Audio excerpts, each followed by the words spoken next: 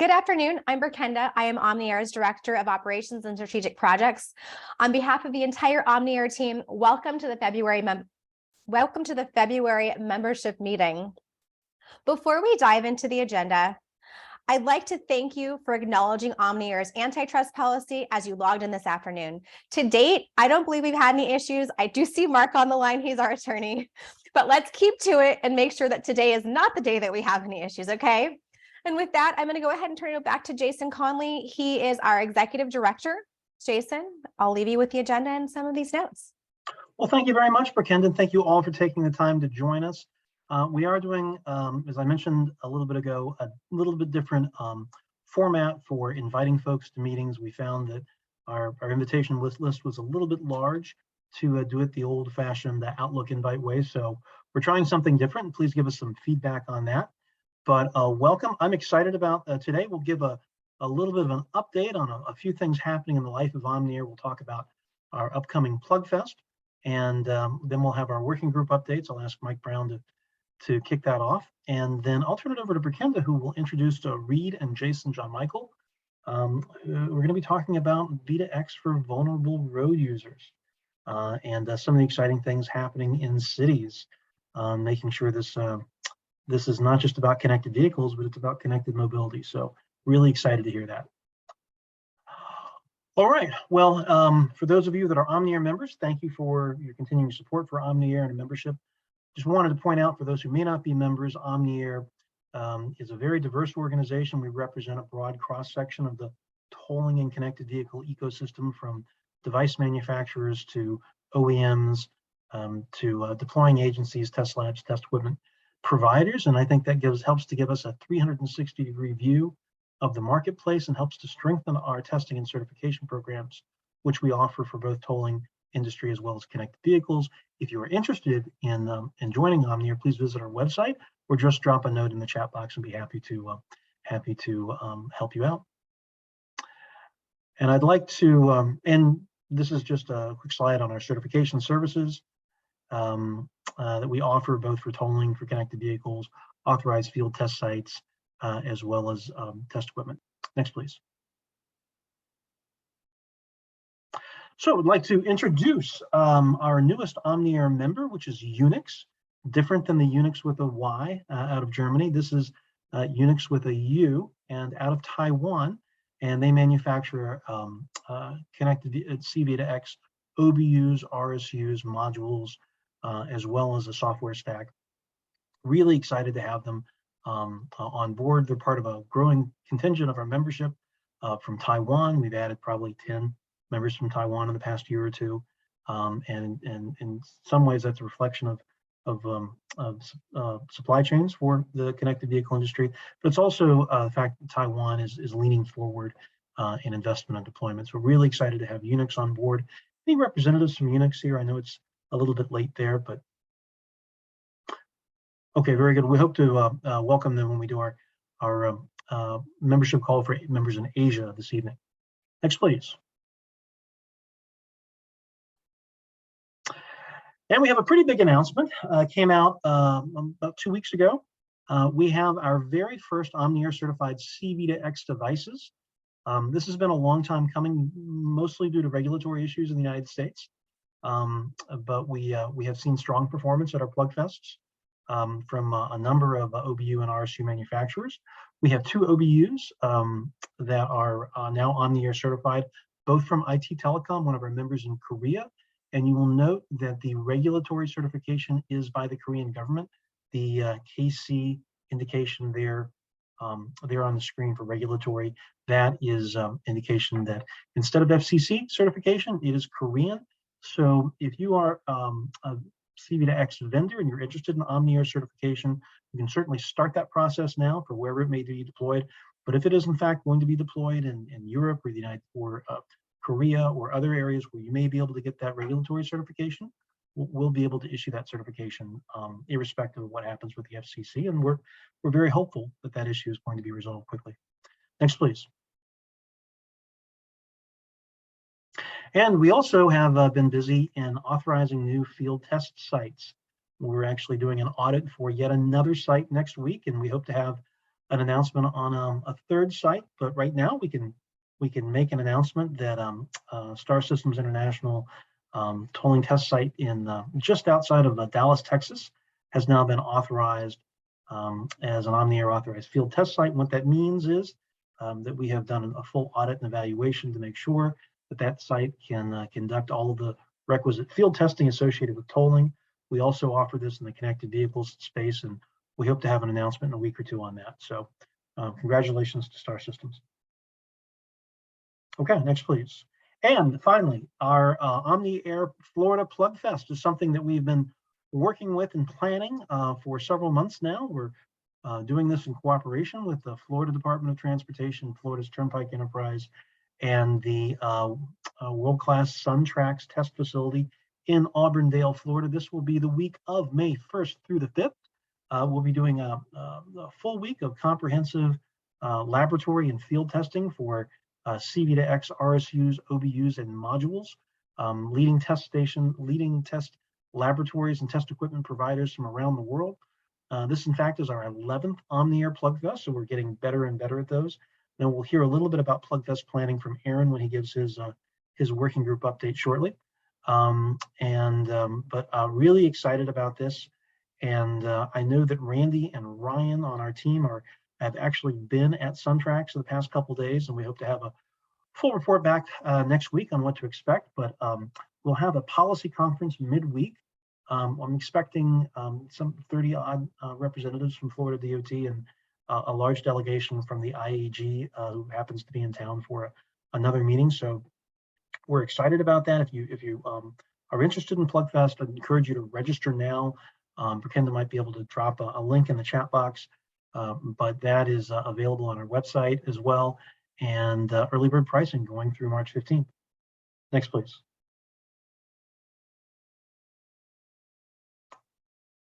And in conjunction with PlugFest, we are doing a call for speakers.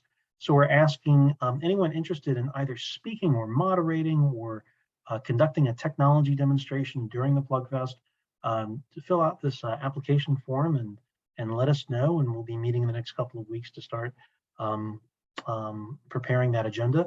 We typically do a policy conference on the Monday of PlugFest. This time we're doing it on Wednesday the 3rd to accommodate folks who may be traveling for other events.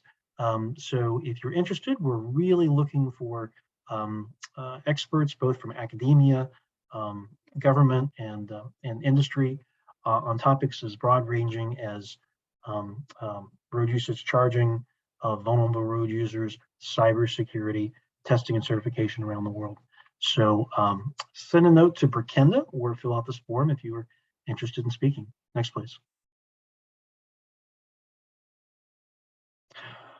Okay, and we do have a very large number of OmniAir working groups. That is the heart and soul of OmniAir, meeting on a bi-weekly cadence. If you are interested in signing up and participating in a working group, rolling up your sleeves and helping us develop the testing and certification programs that will help to shape this industry, I encourage you to do so. You can do that on our website or just sending a note to Prakenda or myself.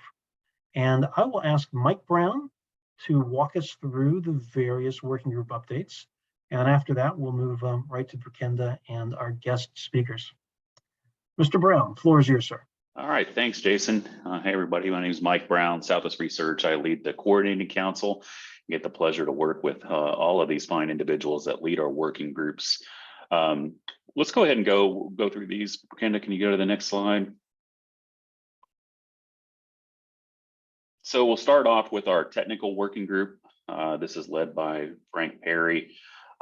This working group has been busy developing a prioritized list of the test specifications that need to be updated, looking at the backlog, where are there gaps. They're also completing the work on the NTCIP 1218, which is the interface to the roadside units. So that is now in 14-day ballot.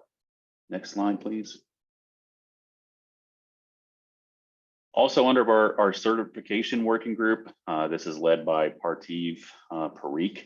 They're currently working and completed the work actually on document 753, which is the certification document matrix, which is also now on the 14-day ballot. And there's a new Tiger team for revalidation criteria of test cases. So when a when something has to get retested, how do we go retest those and what test cases for those test systems? Next slide, please. Jimmy Upton leads our cybersecurity working group.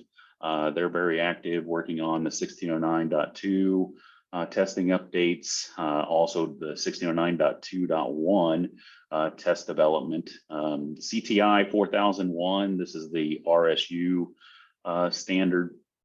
So that's been active in a couple of our different working groups. You'll also hear about that in our roadside unit working group. There's quite a bit of activity around that particular standard and the testing that OmniAir needs to do against that. Also under Jimmy's working group, planning for presentations for the SCMS manager and the 69.2.1 profile and misbehavior detection. Next slide. Jake Royer leads our tolling and emerging payments technologies working group. They're working on finalizing the multi-protocol tolling device certification program, preparing for the March launch. This is a big thing for OmniAir, something that's been in the works for quite a while. We're very excited about it. Also working on the CISC conformance test tool and the 825 tag parameter performance test document that's currently in draft. Next slide, please.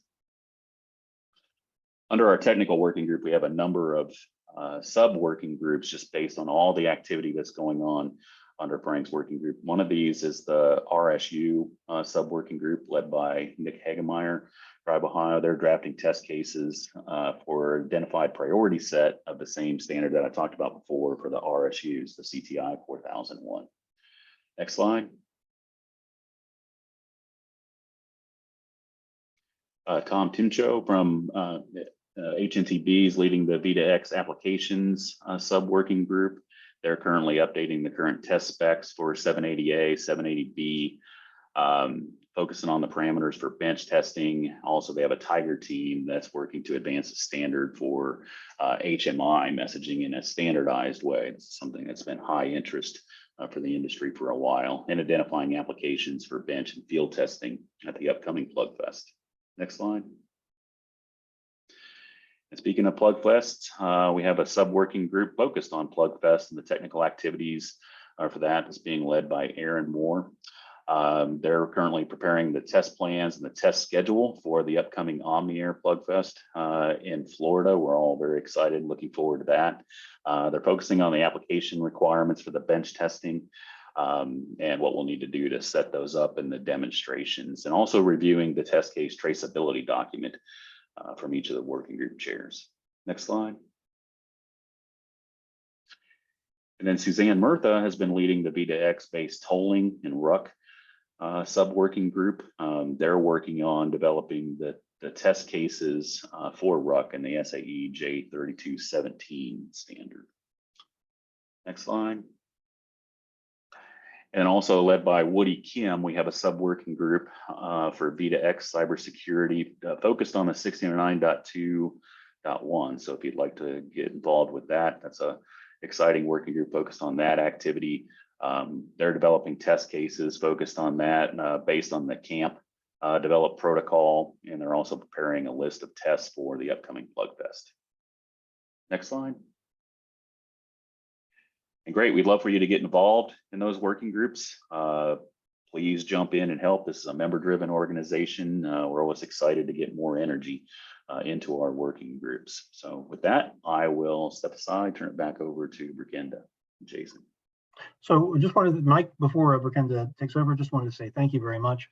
And remind folks that Mike Brown chairs our coordinating council, which is comprised of the leadership of all of our working groups. And coordinating council does take up some activities, and I know that they're working on building out that technical roadmap that was started in December. Mike, do you want to just speak to that very quickly? Yeah, sure. So we're taking the activity that we did in the strategic meeting in December, and we are updating the each portion of that roadmap that's been presented. An early draft has been presented in some of these meetings. Each working group is taking on the updates. We're integrating those updates then in the coming month, and we hope to have something then ready by the mid-March timeframe. Very good. Well, thank you very, very much, Mike, and I appreciate everyone's contributions to this Again, if you are interested in, if you're an OmniAir member, you've just been a passive member, strongly encourage you to participate in our working groups. That's where the rubber hits the road. Would like to introduce my colleague. Most of you, probably all of you know, Brikinda Cantlow, the one and only. She will be introducing our guest presenters and teeing up what I think will be a fascinating conversation. I'll just proceed into the background and listen and hopefully learn a lot. Thank Ms. Cantlow. thank you so much, Jason. One second, I've got too many computers on here. Okay, do you guys hear an echo? Okay, good. I don't see one.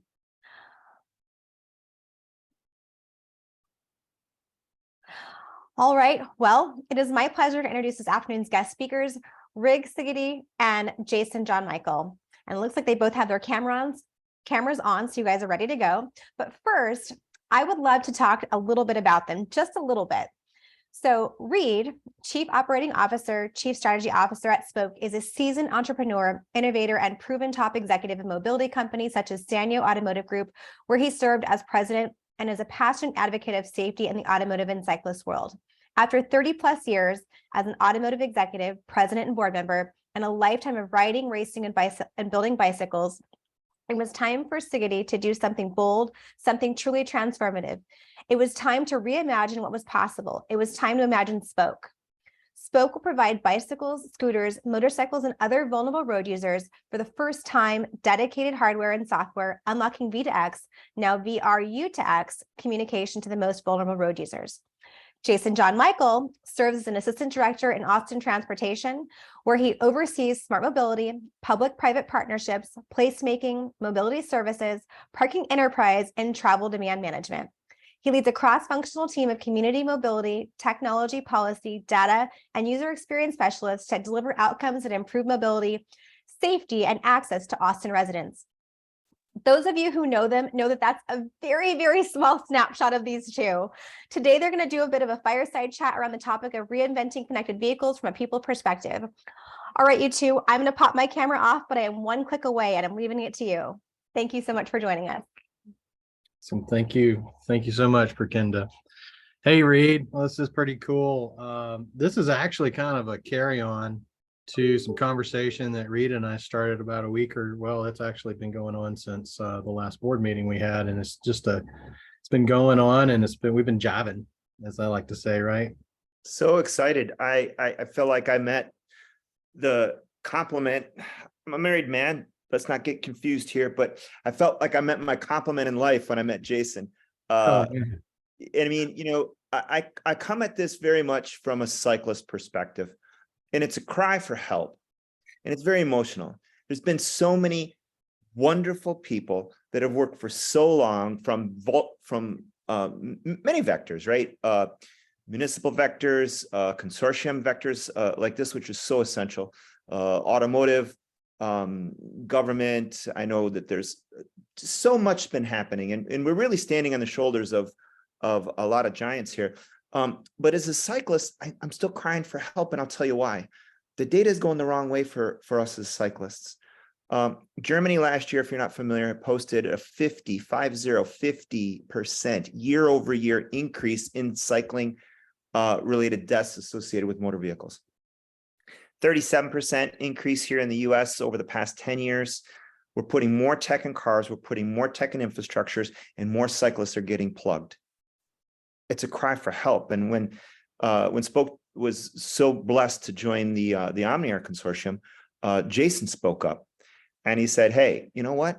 I'm going to help. Let's start deploying some things. And so it started from there. And so I think, Jason, some of the visionary things that you're doing in Austin has needed help. So this is our offer for help, your offer for help. And it just what happens when you have rational, self-interested actors that come together. And I'm hoping that this conversation today, brother, can catalyze other members to say, hey, you know what? I've got some tools in my toolbox. I think I can help you guys. So that's the spirit of what we set out to do here, wasn't it, Jason? It is. It really is. And kind of, you know, we did a lot of reflecting. So part of what we'll do is we'll reflect on kind of the past and what got us here, and really kind of where we're headed. So on that past part, which is right when we were warming up for today's call, this before we came on, before everybody came on, Reid and I were talking around how, even in Europe, they're beginning to notice a lot of higher rates of bicycle and pedestrian fatalities. We run a very elaborate Vision Zero program here at the city. We're, I'd like to say, one of the foremost, one of the leaders in the nation. We've been doing a lot of the work for a long time, and I'd say we're in, like, if you're talking in numbers, we're in like Vision Zero 3.0. We're really getting down into the weeds using data informed decisions. We're way past just looking at a high injury network and looking at the top 25% intersections. We're getting way down into some deeper types of ways to not only modify the built environment, but to get around the concept of really talking to everyone out there. And I think that's part of it, talking. This idea of connectivity. I had an epiphany, Reid and I did, on the last chance that we were chatting, and I made a statement. I was like, had we had the information that we now have post-pandemic related to everything around vehicle safety, if we had had the information 15 years ago that we now have in Vision Zero programs amongst at least the top 25% of major cities in the United States, all have Vision Zero programs, and they're looking at not just the numbers, they're just counting. They're looking at the causal effects of these crashes and serious injuries and fatalities. And it's in there. What you're seeing is that it's not a car versus a car on a highway as much as it is a car versus a pedestrian or a person on two wheels, bikes and other things these days, that are getting smacked by 5,000 pound vehicles going 35, 40 miles an hour. And you get above 40, and we all know what happens from a physics perspective at that. And that's what we're seeing the most of. And where we're seeing it in the communities that are the communities that we're most interested in making sure that we can create some level of equity and restitution in the land use and types of work that we're doing. These are communities. I'll use one of my good friends and now Senator Greg Casar said when we were looking at the Georgian Acres community in Austin. These communities are not drive-to communities, they're drive-through communities. And that creates high rates of speed. And it just so happens those are also the same places that we see a lot of folks taking on alternative modes of transportation because they are in proximities version decently close to the city. And we all have different land uses. So everybody's heard me talk about the pizza pie analogy of southern cities. And you got the northern city issues going on as well. West Coast looks very different from the East Coast. But all together, what I think we can say is that with connected vehicle and looking at it from a different perspective, looking at it, flipping connected vehicle upside down and looking at it from a connected bike safety perspective rather than a connected vehicle safety program, I think would save a lot more lives in the United States. I think you're so right, brother. And, when we look at this, I think that mobility is the buzzword. Well, what does that mean anyways, right? It's a buzzword, really. When you look at using a bicycle for transportation to and from work or to and from a store, and you compare that data of those uses of bicycles in Europe and compare that with the United States or compare it even with Japan, you get wildly different answers in terms of the number of people who are using it for that. But you don't get wildly different answers in terms of the number of bicycles sold. In fact, many people might be surprised that throughout the pandemic, it spiked, but classically, there's roughly between US and Europe, around 32 million motor vehicles sold every year, passenger vehicles, and there's about 45 million bicycles sold. So there's actually more people using bicycles, regardless of whether it's pleasure or recreation, and there's such a diversity of cyclists. So thinking of the classic person on their way to the office on an urban bicycle, it just depends on where you're at. That's a popular mode, and in some segments that's very small. So there's such a diversity of cyclists. So what we've looked at this is just if you're a road user and if you're vulnerable, and if you're on a two-wheel. Let's start with bicycle because of the huge volume of bicycles, but really affects scooters, it affects pedestrians, it affects motorcycles. But if we looked at what does that cyclist really need in order to enjoy whatever method of cycling, they need to be seen. They need to be seen. We don't have to argue greatly about the data on that. NHTSA, to the extent that you trust their database, after a fatality, they're somewhere north of 70% of the motors that were interviewed, when they try to deal with the root cause question and what happened, the motor says, I just didn't see him. I didn't want to hit him. I just didn't see him. So our question was, if we could step back just a moment and ask, what can we give cyclists to help those of us who've been working on their behalf for a really long time? How can we help them? So we decided that it was time to put devices on bicycles that took the human life and treated it as an equivalent on the bike as we're treating it in a motor vehicle. And that's really a deep paradigm for Spoke to grab a hold of. It's, why would my life be less important when I'm on the bike than it is in the car? So for me, my life's just as important. Y'all can make your own decision for your own lives. But for me, my life's just as important when I'm on my bike as when I'm in my car.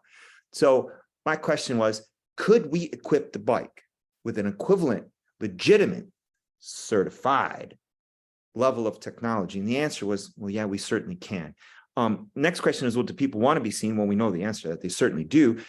9 to 12% compounded annual growth rate of bicycle lights between the US, Europe, and Japan. And why does somebody want to buy a bicycle light?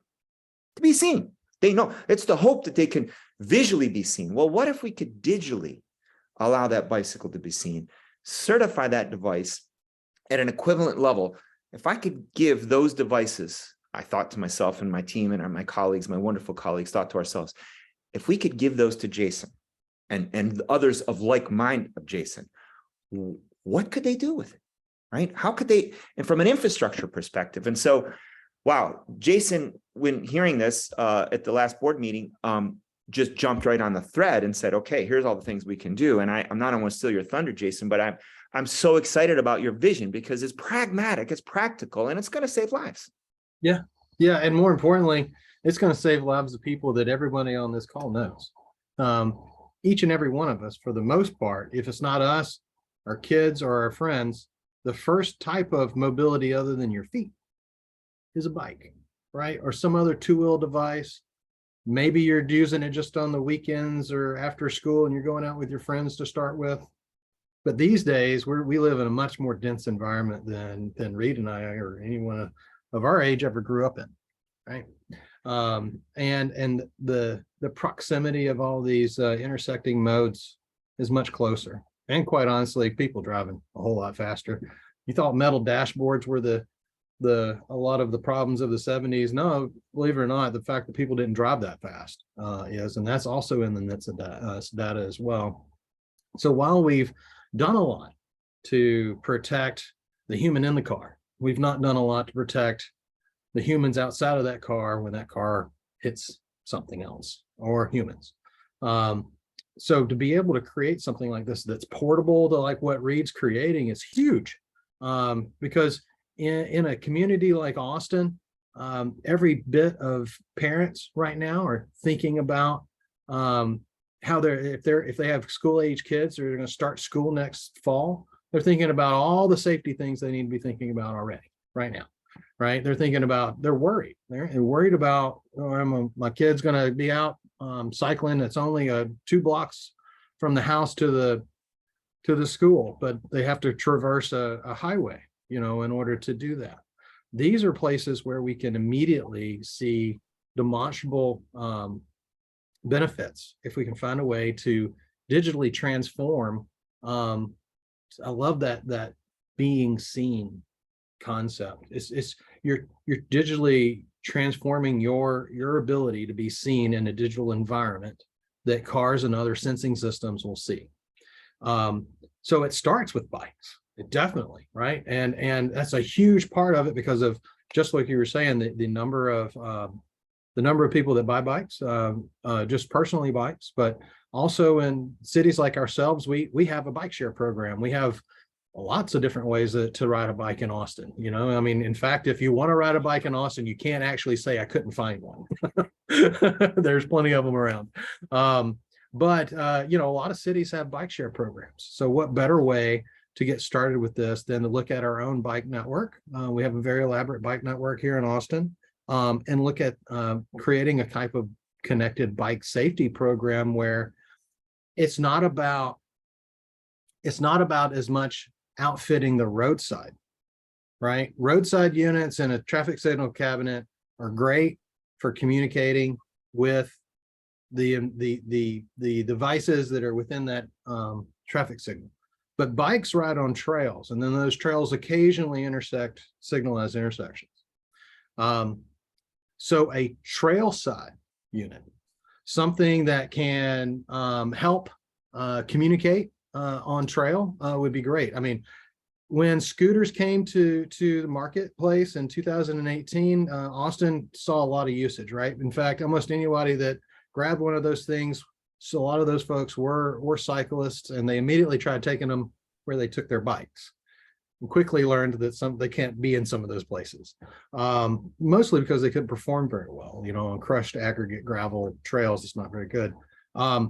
But during all of that, we did some trail safety. What we noticed is that on some of our trails, especially on some of the curves of our trails, while we built the trails to be a hike bike trail, there's some cyclists out there that are definitely, there's no posted speed limit on a trail, but when one could say that there is an average speed and there's people that are going way faster than that, right? And so there is ability to create things just amongst the biking community as well, and look at bike to bike safety as well as bike to other traffic safety. And if we can make them that small, Reid, what else is possible? I just mentioned schools. Why, you know, the city of Austin, as well as almost every other major city I can think of, does back to school drives. We've done backpack drops where we basically hang backpacks all over City Hall. What better way to help protect kids than placing something like this that is small, light, doesn't require a lot of energy, and really all it's there to do is say, hey, I'm here to be seen digitally. And being seen digitally is part of being safe in the future. It really is. And so one of the things that we did is we looked at the form factors of things that people put on bikes normally, like bike lights, bike computers, e-bike adaptations. And we just decided that if you're going to ask somebody to buy yet another device, you're asking them to do a lot. But what if we could weave this tech into devices that you're already buying? You're buying a bike light, you're buying a bike light with radar, you're buying a bike light with a camera, you're buying a bike computer, you're buying an e-bike, you want to outfit your kid's bike.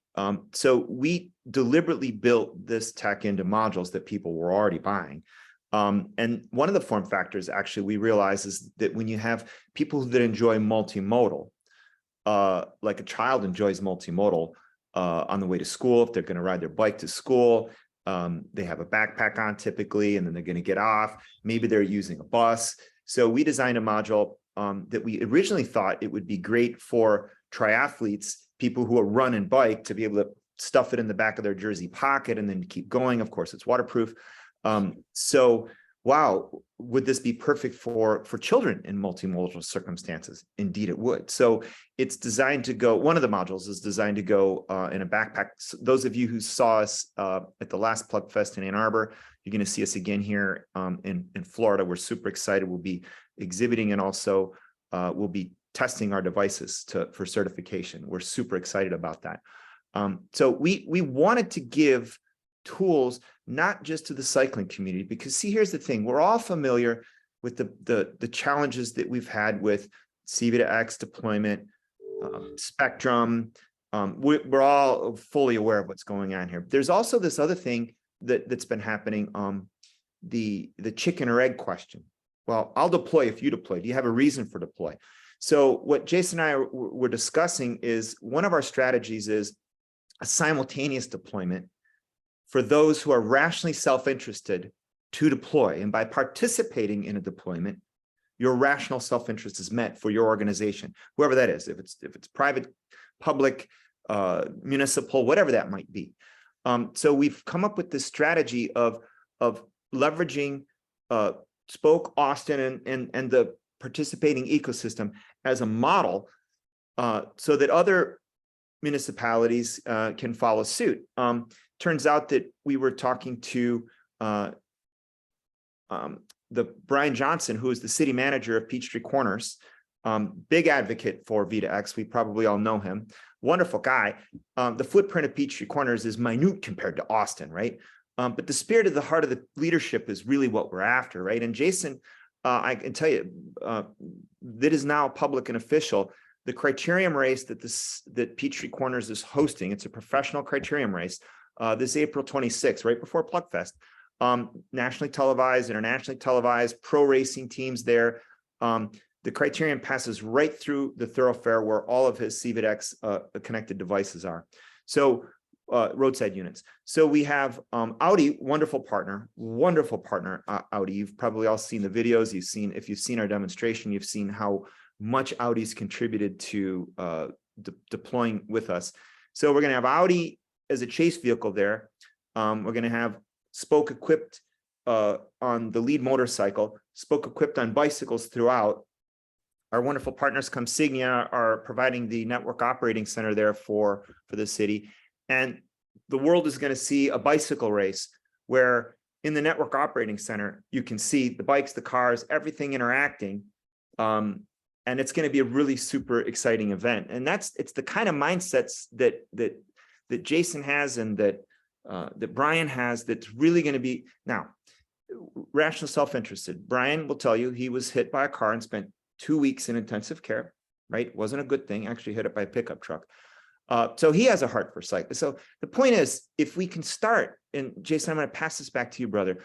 If we can start with some practical examples, the question is, how can we ask others to help? Who is hearing this can say, hey, you know what? If you guys are really going to deploy this on fleet bikes, if you're going to participate with race criteriums, how can I raise my hand? How can I help? And by the way, if you raise your hand, we would expect that there's a win in helping for you, meaning that you're rationally self-interested. By participating, your organization is benefited. And I want to share that back with you now, Jason, and maybe you can talk about some of the things that you had planned and are planning from a broader perspective and how this knits together the things, the micromobility and macro mobility of your vision, because I think it's a genius vision you have. Oh, thanks, man. It's crazy, basically written down on paper somewhere. But I would say that what we're seeing is, and a lot of big cities are seeing this. Modal shift is happening. We've been working at it.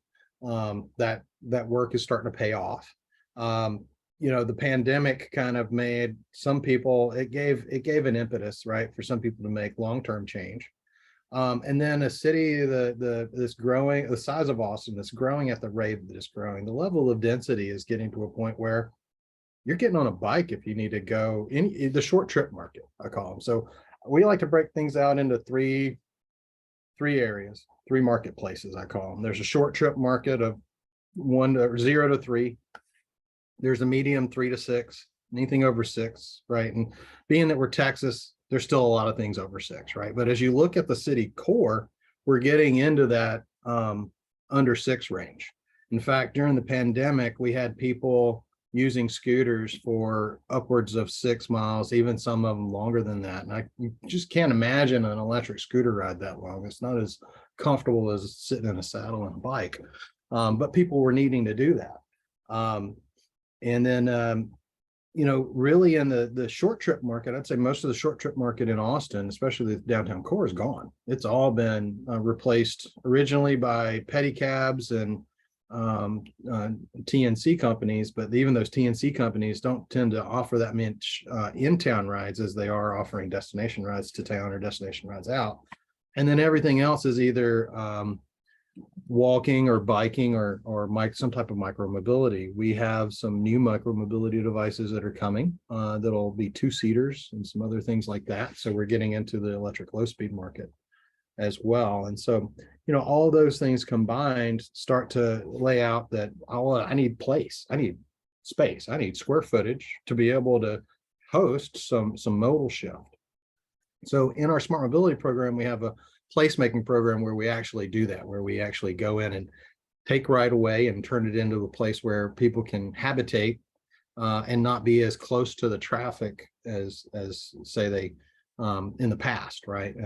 Normally you'd see a bike share station right there on the curb, traffic right next to the curb, and you know, it's a busily traffic vehicle environment. It's really a vehicle environment. It's not a human environment. It's not a bike environment. So what we're trying to do is humanize that and create these different areas. Why are we doing that? The reason we're doing that is because we want to expand our shared bicycle fleet. So the city of Austin owns the bicycle system, and we're our partners, Capital Metro, they run it for us, right? And together we want to expand the system beyond where it is today. We would prefer to see that bike share system operate in the full purpose area of all of the city of Austin. Thus, being anywhere a bus is, a bike share network goes along with it. It helps, if you remember my pizza pie analogy, those that have heard it, it helps pull people deep out of the neighborhoods to those high capacity lines. Our community hubs that we're building are a way to do that. It gives a place of resilience, electric charging, not always vehicles. This could be electric bike shares charging stations and other things. Those connect, right, and provide the community connection to the high capacity line. With that connection, what we're planning to see is a lot more, and all this is because the city of Austin is going through a major investment with Project Connect, right? We're upwards of $10 billion. Then the city's first high capacity urban rail system and commuter rail system, right? Will connect the airport to downtown, to north where the soccer stadium is. It's, you know, it's big, right? And so to be able to do that though, to a community that has kind of gotten honestly addicted to cars and nothing in between, we've got to fill in the in between with as many different people modes, I call them, rather than vehicle modes. And most of these people will be in some level of VRU class because they're not going to be in something that's been crash tested at all. These are devices that don't require that because of the poundage and the speed at which they operate on what roads they can operate on. And so when we're in those kind of environments, we need to reconnect those people. It just so happens that same people that need to get to work are the same communities that also need to get kids to school, right? And so what better way than, hey, and with that, I've got a roadside unit built into my community hub. I now know that my kid has, you know, made it to the community hub and is headed to the bus stop, right? I mean, how better to help find ways to protect our community than to find ways to help digitally make sure that they're being seen. And when we do it that way, everybody's being seen and no one is being left out. That's, I think, it's really super key. So our hope when we discussed to share this as a fireside chat versus a presentation was to catalyze conversation. So I think we've given a framework here, and I know that Jason just sent out a chat box here for questions, thoughts. I'd be delighted to have thoughts, comments. I know I was just having breakfast this morning with my colleague Jovan, and he recently departed from Ford and was discussing to me the importance of municipalities and the role that they play and the focus on municipalities. And I don't know, Jovan, if you want, I don't put you on the spot here, but I don't know if you want to share anything that you've been mentioning, but I'm happy to hear from the team here. How can we help? What about questions, perspectives? Have you thought of this? Yeah.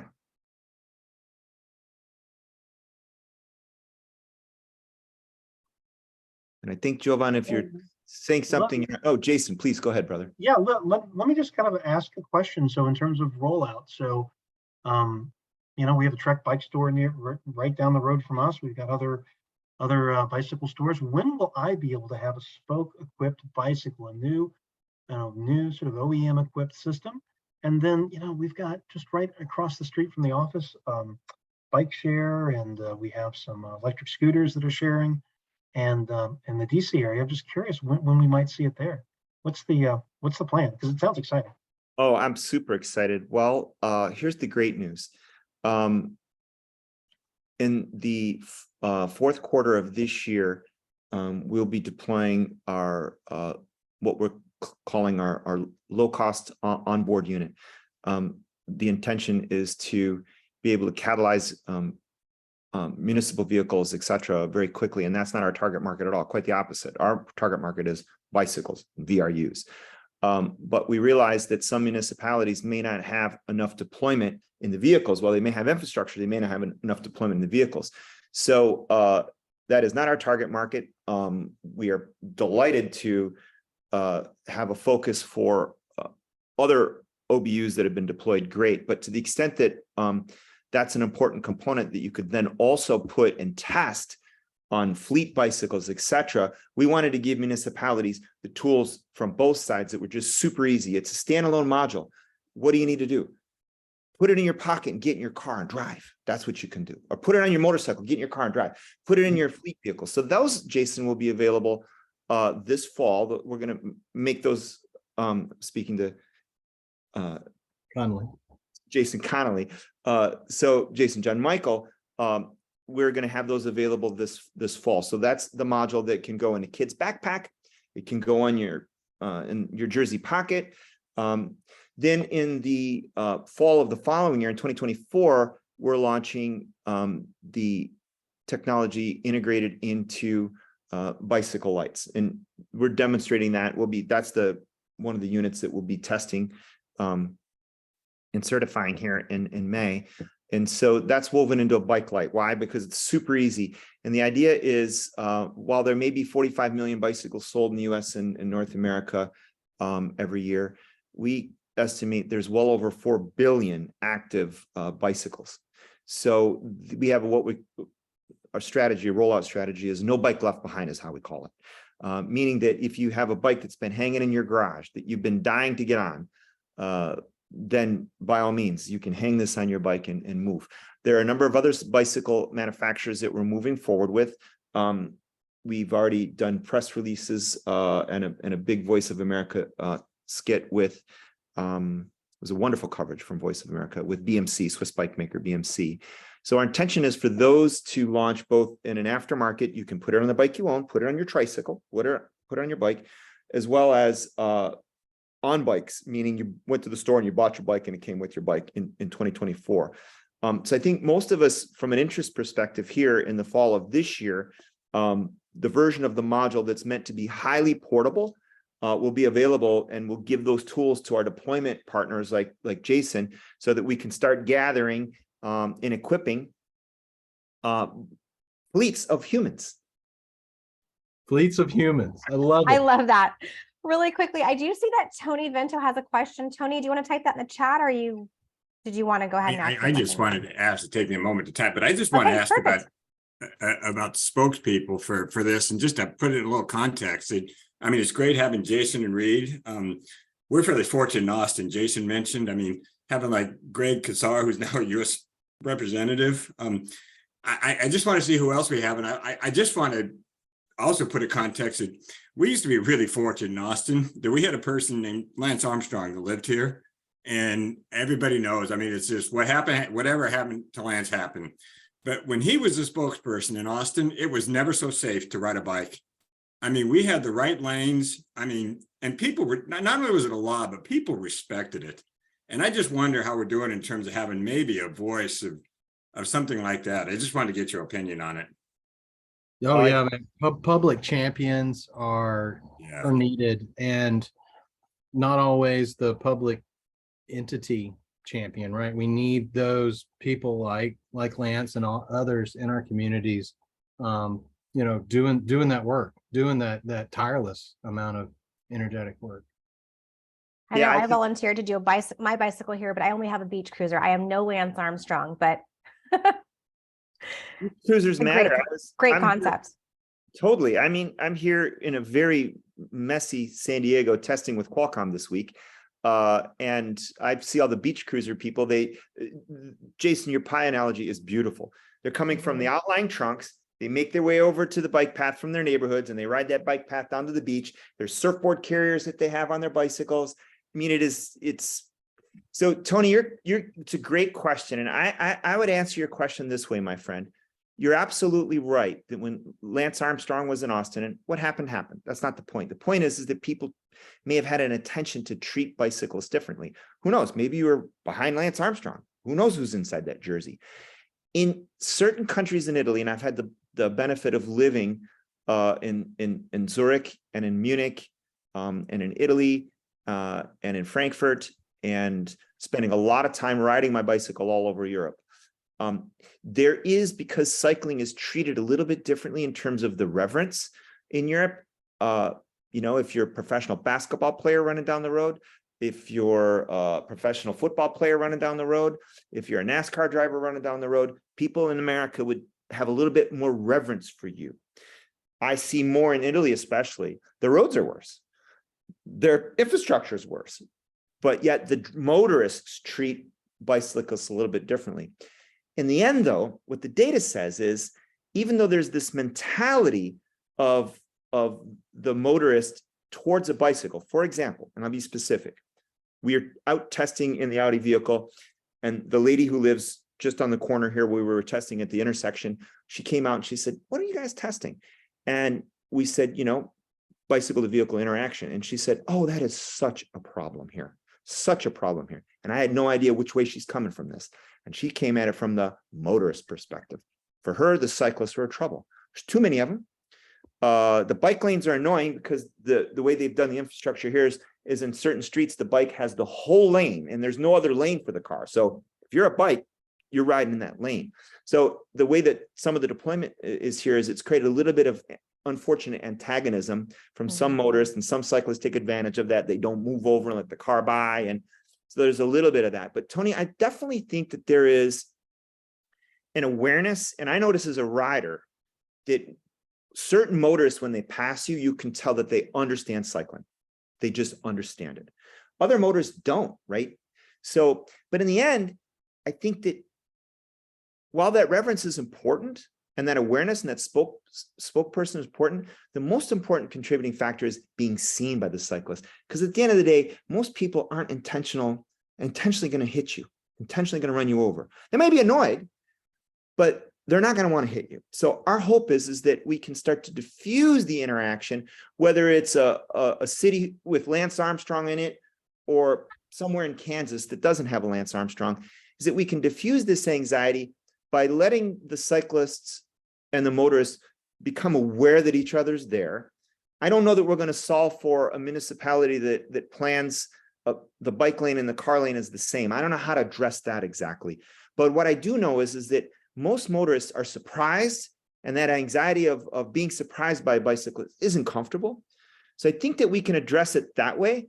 Although we do absolutely have, as a part of our deployment strategy, cycling organizations cycling companies where their race teams are going to get involved. It's the whole notion of Peachtree Corners, publicizing on this and TV, etc.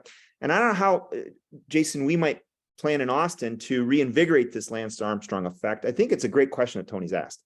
Well, yeah, I want to jump in on it real quick. In the limited time we have, maybe we can go a little bit over. I'm fine if we can, but so Tony's question kind of keyed in on what I think is a unique aspect of not only Reid's company, but also OmniAir and kind of this whole subject matter. And that is that it's a three-legged stool. If part of it's the built environment, right? Part of it's how you operate it, but moreover, it's the human behavior. And when you say human behavior, a lot of people like to say, well, that's not me, that's them. No, human behavior and human behavior shift is about habitualization, right? Why do we have ADAS 1 and 2 reminders in our cars now, even though we hate them and turn them off, right? It's to habitualize our how we're driving, and the way that we drive may not be exactly by the book. So having a connected bike program where it's habitualizing the driver that there's a cyclist nearby is a great way to get their brain starting to think, okay, I need to be scanning for people in this car environment, right? And that alone will stop I didn't see them as much, right? We'll start seeing that go down because we're habitualizing the human brain to be looking out for it.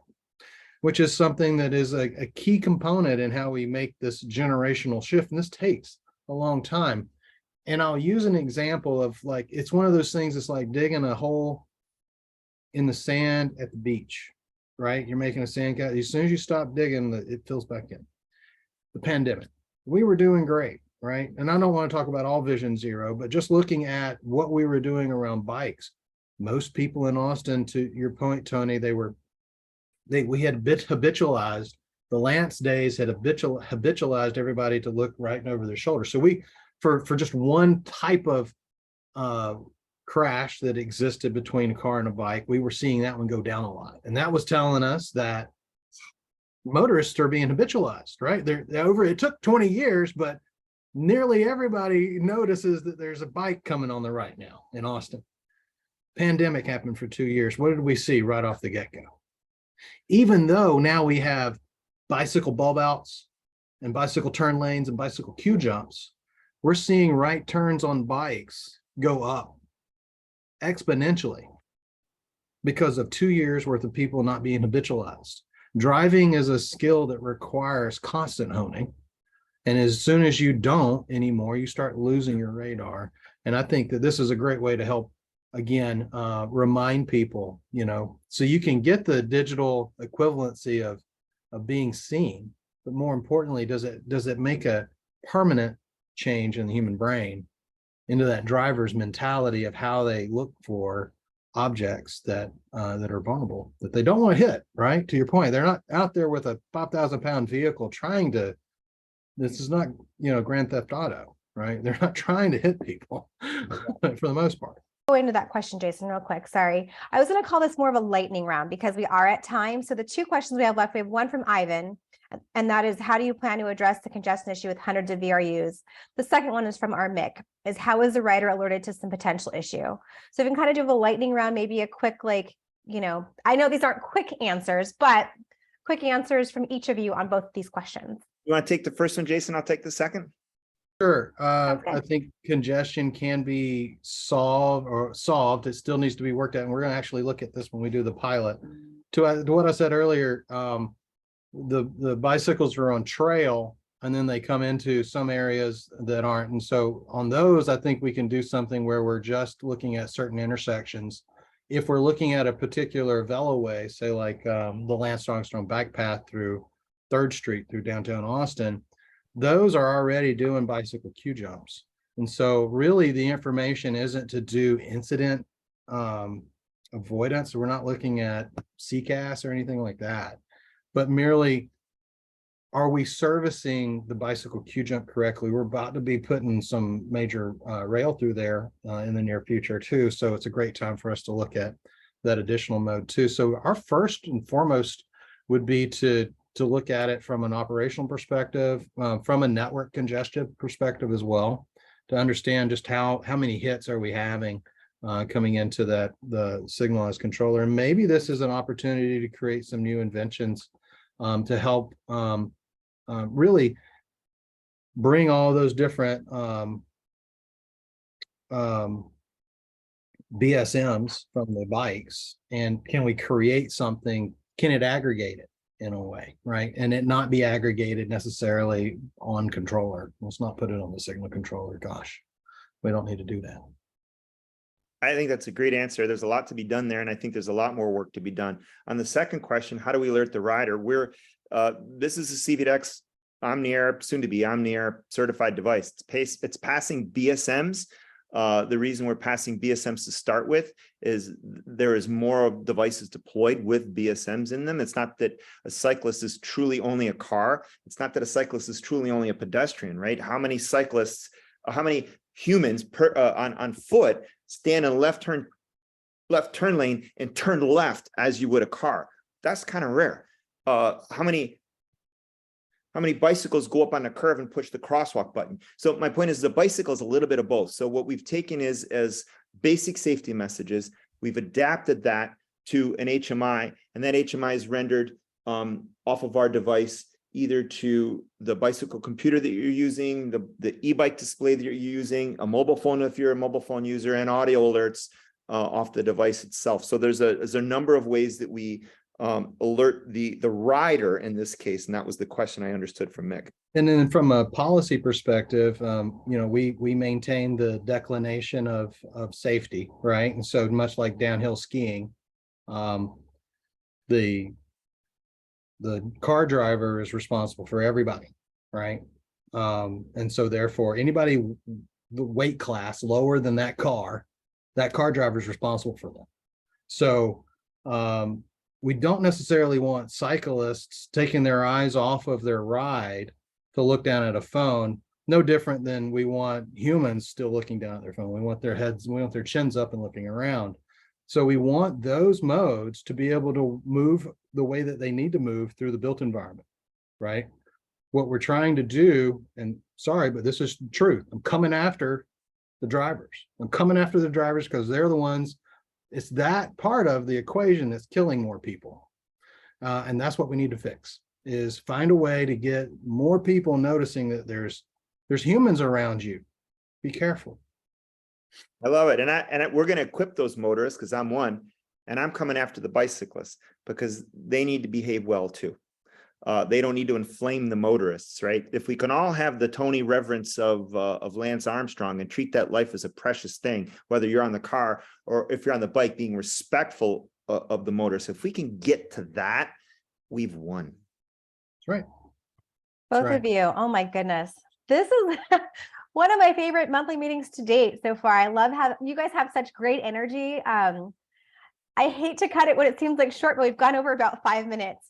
So what this tells me, I need to see speaker submissions from both of you for the SunTrax Plug Fest. So I will look forward to those in my inbox this week. But thank you again for joining us, Reid and Jason. Also, a special thank you to our board of directors, members, and staff. We'll see everybody next month. Also, make sure you follow OmniAir on social media. We're on Facebook, Instagram, LinkedIn, Twitter.